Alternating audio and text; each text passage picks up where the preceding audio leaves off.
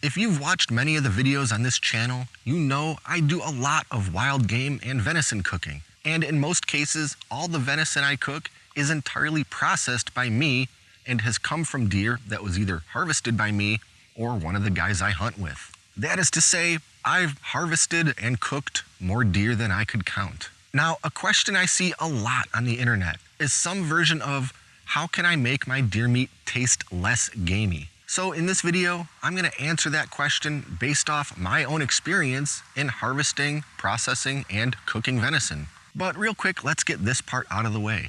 Venison is game meat.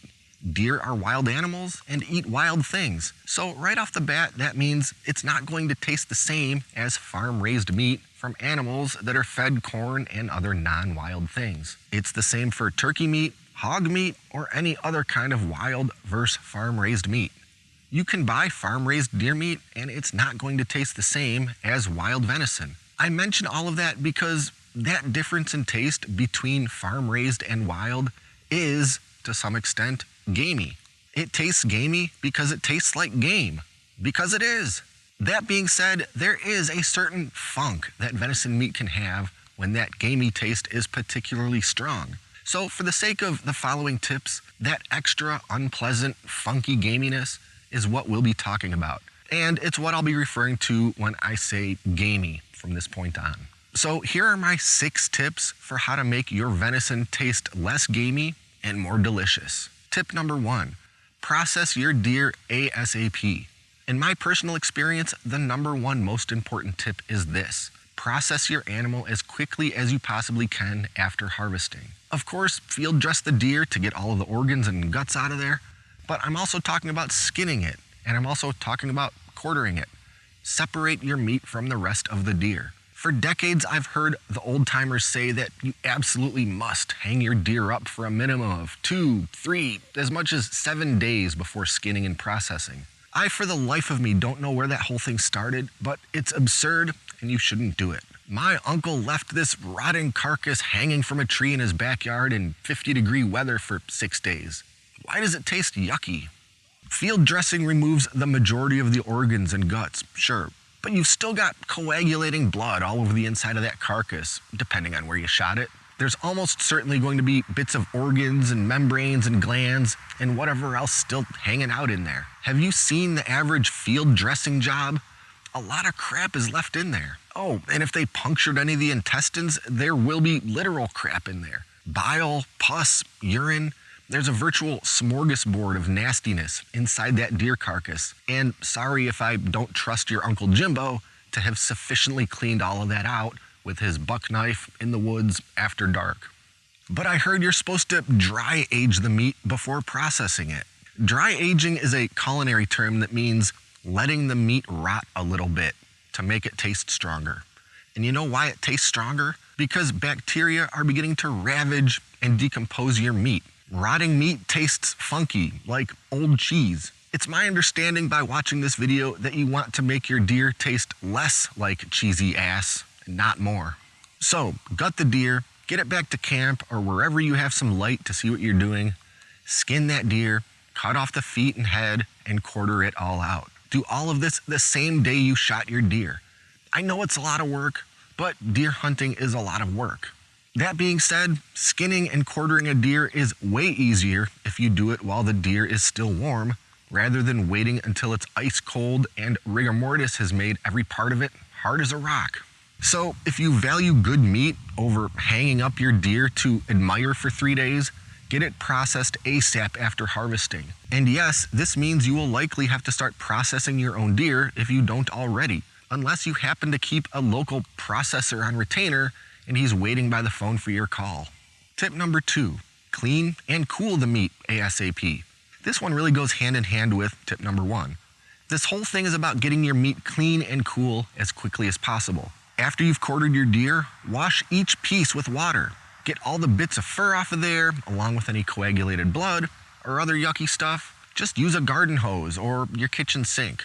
Run water all over each piece and rub it with your hands. No need to get crazy on this step, but you don't want to be eating or storing dirty meat.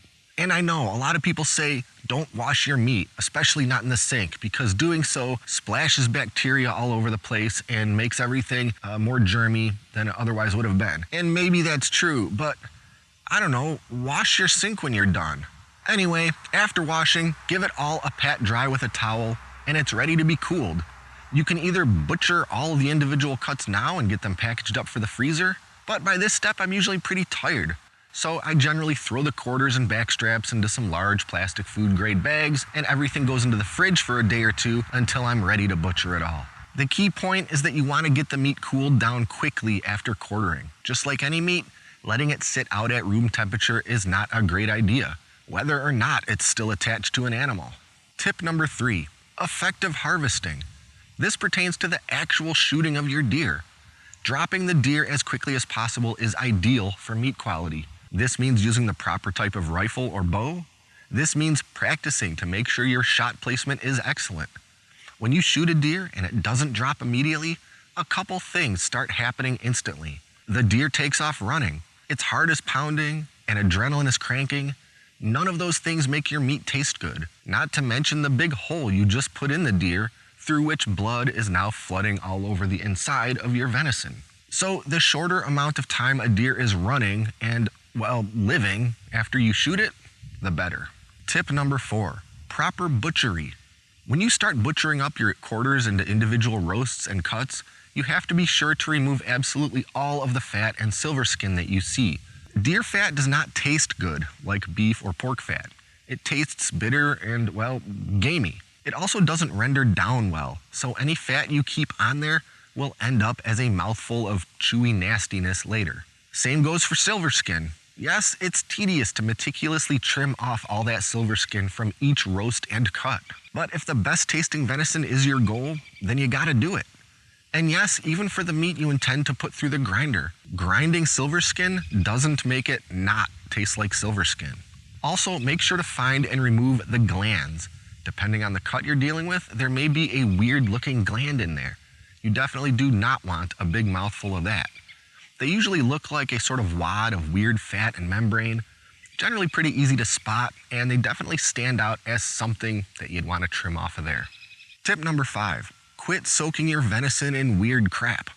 Again, the old timers will have you believe you need to soak your venison in one thing or another. I've heard it all. Ice water, salt water, milk, orange juice, vinegar.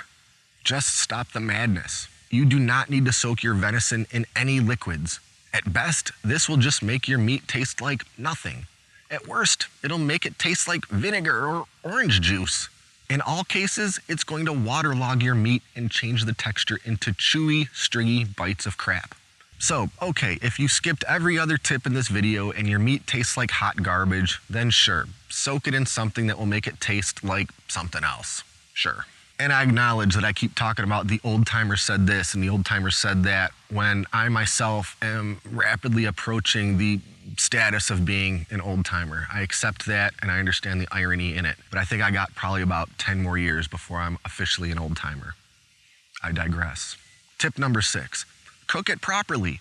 Venison is a slightly tricky meat to cook in many cases. It's super lean, which means it can dry out and overcook very quickly, especially if you're grilling backstrap steaks or making deer burgers. But there are some basic things to keep in mind to really improve your venison cooking skills. First, when grilling steaks, rub them in oil, season them, and cook on medium-high heat until medium rare or medium. Use a meat thermometer to make sure you don't overcook. In fact, cook to medium rare and let the carryover heat bring it to medium. Let it rest 5 minutes and enjoy. And if you like using marinade, now is the time to do it. Soak that steak in a nice marinade for a while right before cooking. If you're doing burgers, sausages, or meatballs, mix it with 50% pork or mix with 20 to 30% pork fat. Just make sure you introduce some good fat into the grind. This will keep it from drying out, not to mention bring some great flavor. It's much harder to screw up stew meat because, well, you're cooking it in liquid.